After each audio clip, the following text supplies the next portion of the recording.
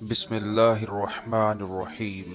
Assalamu alaikum warahmatullahi wabarakatuh. My beautiful people, welcome to Scientific Islam channel. اللهم صل على سيدنا محمد وعلى آل سيدنا محمد وبارك وسلم. ربي اشرح لي صدري ويسر لي أمري واحلل عقدة من لساني يفقه قولي. آج ہم ایسے ٹائم میں داخل ہو چکے ہیں جو کہ دنیا کے لیے ایک ٹرننگ پوائنٹ ہوتا چلا جا رہا ہے۔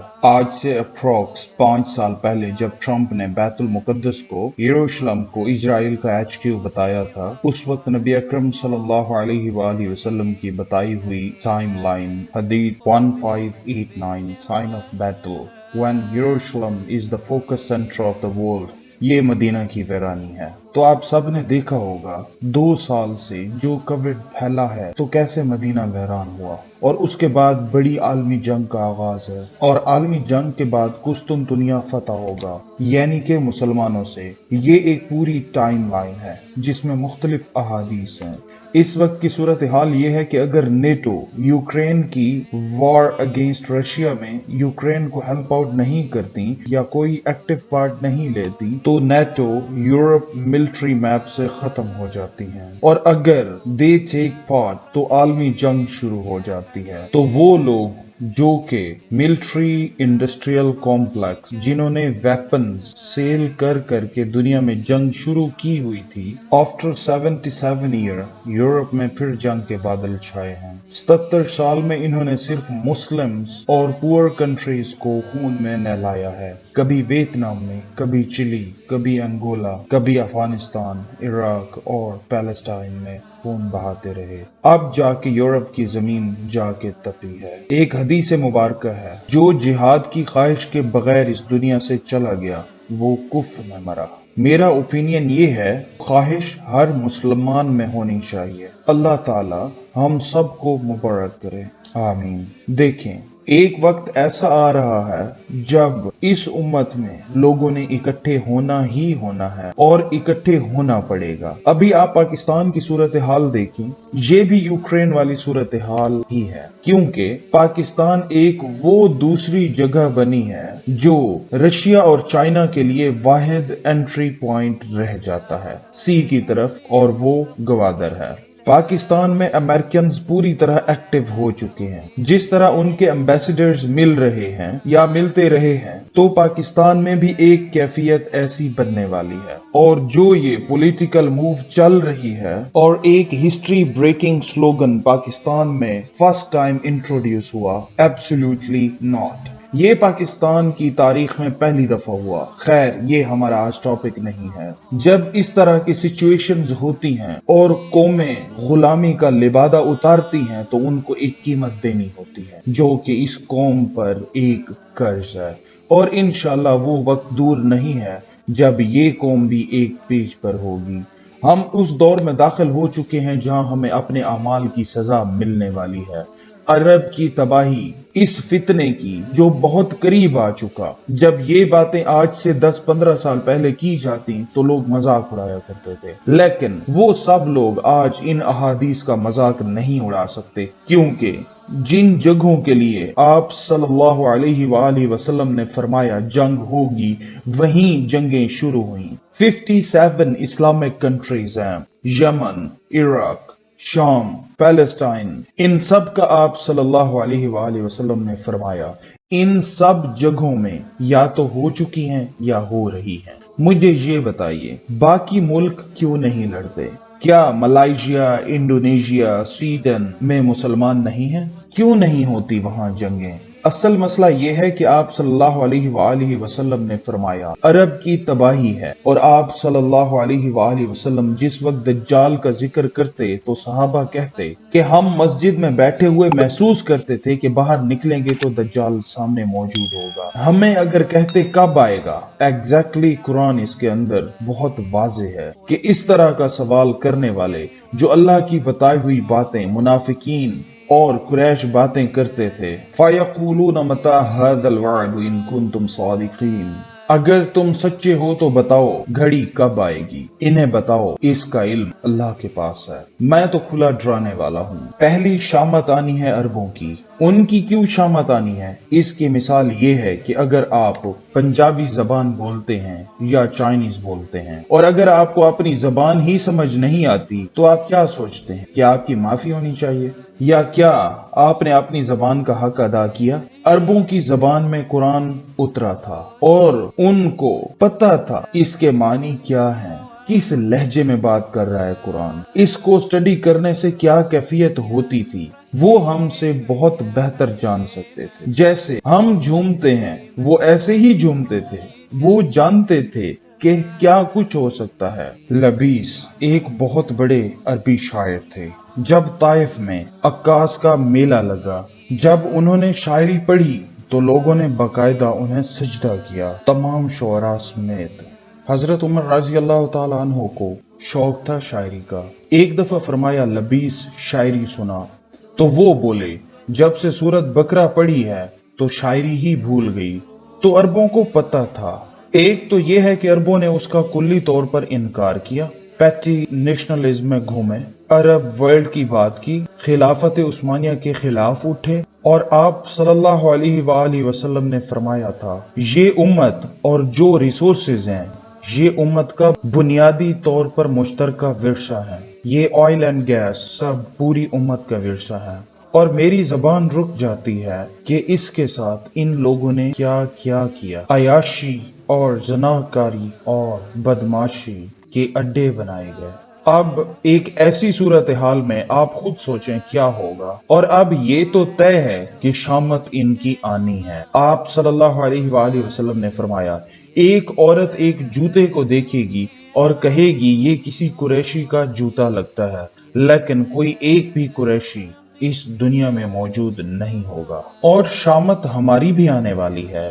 हमने 77 साल एक वादा करके उसका इनकार किया है, तमाशा बनाया है इसका। हमारा इलाका बेसिकली आप सल्लल्लाहु अलैहि वसल्लम के दौर में सिंध का इलाका कहलाता था और दूसरा इलाका हिंद का था। क्या कोई कभी सोच सकता था कि हमारी हिंद के साथ लड़ाई होगी? ये माउरियन, गुप्ता और खिलजी एम्पायर्स का इकट्ठ था। जब ब्रिटिश आए तो सब एक ही मुल्क था। फरमाया सिंध की तबाही हिंद से होगी और हिंद की तबाही चाइना से होगी। इस दौर में फितन का इल्म सबसे अहम तरीन इल्म है। फरमाया बचेगा वही जो फितने को जानता होगा। 200 हिजरी में नईम बिन हम्माद ने 2000 हदीसों की किताबुल फितन को कंपाइल किया। कोई एक नमाज नबी पाक सल्लल्लाहु अलैहि वसल्लम की नहीं है जिसमें आप सल्लल्लाहु अलैहि वसल्लम ने ये दुआ ना मांगी हो। अत्ताहियात में बैठ के अल्लाहुम्मा इन्नी औज़ु बिका मिन फितनतिल मसीहिद दज्जाल, क्या हम मांगते हैं? दज्जाल तब आएगा जब मसाजिद में इसका जिक्र खत्म हो जाएगा। भूल गए हुए हैं आप सल्लल्लाहु अलैहि वसल्लम ने हर नमाज में मांगी है ये दुआ। अभी तो हमें ये दुआ करनी चाहिए कि अल्लाह हमें सही रास्ता दिखाए, सही रास्ते की निशानदेही कर सकें। 2019 में पेंटागन की स्ट्रेटेजी आई थी इंडो पैसिफिक रिलेशन से। यूक्रेन इंडो पैसिफिक में नहीं है लेकिन यूरोप में है, लेकिन इसमें एक चैप्टर यूक्रेन का है। यूक्रेन का क्यों है? क्योंकि बुनियादी तौर पर रशिया का चाइना के साथ अलायंस हो चुका हुआ है और वो चाहते हैं जब हम रशिया के साथ फाइट इंगेज करें यूरोप में तो वो चाइना की मदद को ना आ सके। रशिया और चाइना के लिए एक ही रास्ता बचता है और वो है गवादर का। 77 साला हमारी अमेरिका के साथ तारीख धोखादही और बेवफाई की है, बदतरीन तारीख है। हमें वैसे ही निकल जाना चाहिए अमेरिकन कैंप से। अभी होने क्या जा रहा है कि पाकिस्तान को डिस्टर्ब किया जाए और डिस्टर्ब दो तरीकों से होगा, एक थ्रू इंडिया और सेकंड पॉलिटिकल डिस्टर्बेंस शुरू की जाए जो कि स्टार्ट हो चुकी है। कुछ दिन पहले जितने भी एम्बेसडर्स हैं रियासती इदारों और सियासी लीडरों से मिलते रहे हैं। क्यों मिलते रहे हैं? मैंने स्टार्ट में बोला था कि अगर नेटो खुलकर सामने आ जाता है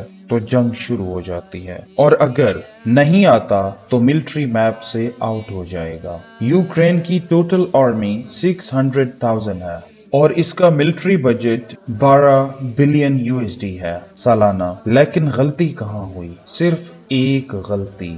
उसने यूरोप और अमेरिका के कहने पे अपने 7,000 वॉरहेड्स रशिया के हवाले कर दिए थे और अमेरिका ने कहा था कि हम आपको बचाएंगे। शुक्रिया doctor Abdul Qadeer Khan, thank you so much. अगर यूक्रेन के पास आज वॉरहेड्स होते, रशिया कभी सोचता भी ना अटैक करने का। डेटरेंस इसको कहते हैं। आज अमेरिका उसके पास आया? नो। यूरोप आया? नो। अमेरिका 70 साल की इन्वेस्टमेंट को रीपे कराना चाहता है यूरोप के थ्रू। 20 बिलियन अमेरिकन डॉलर की गैस पाइपलाइन बिछाई है जर्मनी ने सी में। खत्म। गैस नहीं पहुंचेगी।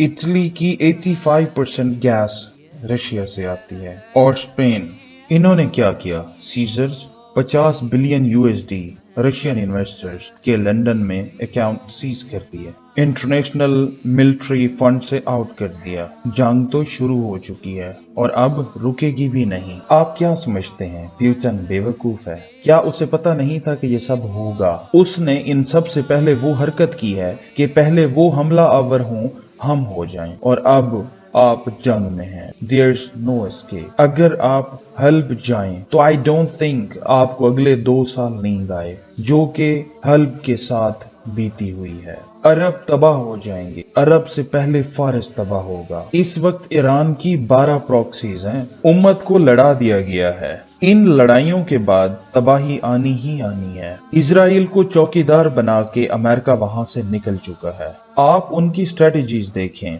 इस वक्त 400,000 आर्मी अप्रोक्स इस वक्त इंडो पैसिफिक सी में मौजूद है। 2000 फाइटर जेट्स वहां पर मौजूद हैं। इसके साथ साथ 3 बहरी बेड़े, ऐसे समझें 3 छावनियां वहां पे मौजूद हैं। 68% बजट इंडो पैसिफिक में आ चुका है। यूक्रेन को छोड़ें, अरबों की मदद को भी नहीं आएगा। इन लड़ाइयों में सब कुछ खत्म हो जाएगा। जिसने इस वक्त में तफरीक डाली, आने वाला वक्त सब कुछ क्लियर करेगा। अभी तक जितनी भी ऑर्गेनाइजेशंस मैं समझा हूं जिहाद के हवाले से चल रही हैं, या तो वो नेशंस के हिसाब से हैं, जो कि इस्लाम का मकसद नहीं है, फलां इलाके के लिए फलां कौमें एटसेट्रा। ओवरऑल तो अभी तक कोई वजूद में ऐसी ऑर्गेनाइजेशन नहीं आई। जब वर्ल्ड वॉर छिड़ती होती है तो बाउंड्रीज खत्म हो जाती होती हैं, और जब बाउंड्रीज खत्म हो जाती हैं तो फिर सूरत हाल वाज़े होती है। सूरत मरियम की आयत है, कयामत के दिन हर बंदा मेरे सामने अकेला पेश किया जाएगा। अगर उसकी नीयत ठीक है और वो ट्रैप हो गया है तब भी उसको अजर मिलेगा, और अगर नीयत खराब है और ट्रैप करने वालों के साथ मिला हुआ है तो फिर कोई अजर नहीं। दुनिया के लिए best example is like transit launch. Millions of years before दुनिया एग्जिस्ट करती थी और it's gonna remain more millions of years. बीच में हम लोग खड़े हैं, यहां से चलते हैं, लंदन का टिकट लिया हुआ है, बीच में दुबई में रुकना है। बाप का टिकट सुबह 9 बजे, बेटे की टिकट 12 बजे, पोते की टिकट शाम 4 बजे की है। सब ने हीथ्रो एयरपोर्ट पर उतरना है। हमने दुनिया को जाज़िब नजर बना के आजमाइश बनाई। अगर दिल मोह लेने वाली चीज दुनिया न होती तो आजमाइश कैसे होती?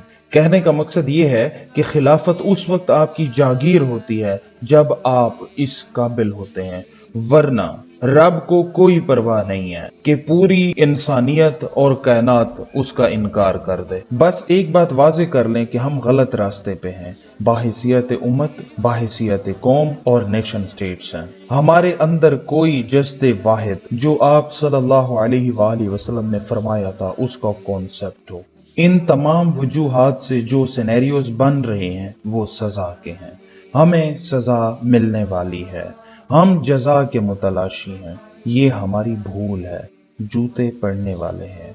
खुदारा हदीसें उठाएं और देखें, जब आप अपने आप को तोलेंगे तो थोड़ा बहुत अगर ईमान बाकी हुआ तो शर्म से आंखें नहीं मिलती अपने आप से। इस हकीकत को मानना पड़ेगा हमें। हमने ऐसा क्या किया है जिससे हम इनाम के हकदार हों? कुछ भी नहीं, सिर्फ सजा के मुस्तहिक हैं। एक होता है इंडिविजुअल लेवल पे अपने आप को दुरुस्त करना, तअमुरून बिल मारूफ व तनहौना अनिल मुनकर। बुनियादी तौर पर आप बुराई को रोकने के लिए क्या कर रहे हैं? जमातें जमा हो जाती हैं और फिर जमातें इकट्ठी हो जाती हैं। आखिर में वक्त जमा करता होता है। हम खुद अपने नबी अकरम सल्लल्लाहु अलैहि वसल्लम के मनहज को देखें। दारुल अरकम, खामोशी, मक्का की मार, फिर उसके बाद मदीना में भी किस तरीके से और कौन कौन से दो गिरोह। फिर जब मदीना में पहुंचे उसके बाद फिर जमात इकट्ठी हुई, वो सहाबा की जमात जो बहुत बड़ी जमात थी। खादिम हुसैन रिजवी अल्लाह उन पे करोड़ों रहमतें फरमाए, जो वो सबक दे गए कि बगैर अदालती कत्ल। सहाबा का हर बंदा अदल के मकाम पे था। वो हर एक खुद एक फैसला करने के काबिल था। वो जब भी किसी औरत का सर उठाता या काटता था तो उसका मकाम और मर्तबा भी ये था। आज एक चरसी भंगी के हाथ में तलवार इस तरह नहीं पकड़ा सकते कि वो जाके किसी को भी कत्ल कर दे। कुरान में अल्लाह ने बड़ा वाज़ेह किया है। जब हजरत इब्राहीम अलैहिस्सलातु वस्सलाम ने दुआ मांगी जो हम दुरूद भेजते हैं, फरमाया कि अल्लाह हमें खिलाफत अता फरमा। अल्लाह ने फरमाया हाँ ठीक है। फिर फरमाया मेरी औलाद। अल्लाह ने फरमाया मेरा जालिमों के साथ कोई वादा नहीं है। सूरत बनी इसराइल की पहली 6 से 7 आयत पढ़ लें तो हमें पता चल जाता है कि कैसे इनको बखेरा गया और कहा गया कि तुम खुद कभी भी बरसरे इक्तदार नहीं आओगे, तुम्हें किसी दूसरे की सपोर्ट की जरूरत होगी। और आज आपको क्या लगता है? कमेंट्स में बताइएगा। जब से 2022 तुलू हुआ है लगता है ये जंगों का साल है और बहुत से तबसरों के साथ ये भी तबसरा जेर बहस है कि जंग कौन कौन सी जगहों पे हो सकती है। एक जंग की इब्तदा हो चुकी है, वो रशिया और यूक्रेन या रशिया और यूरोप की है। और दूसरी अहम जगह जहां आर्मीज आंखों में आंखें डाले खड़ी हैं वो पाकिस्तान, इंडिया और चाइना है। शुक्रिया। प्लीज सब्सक्राइब, लाइक और शेयर करना मत भूलिएगा। बेल आइकन को भी प्रेस कर दीजिएगा ताकि हम आपको बर वक्त अपडेट रख सकें। इस कार्य खैर में हम सबका हिस्सा होना जरूरी है। शुक्रिया।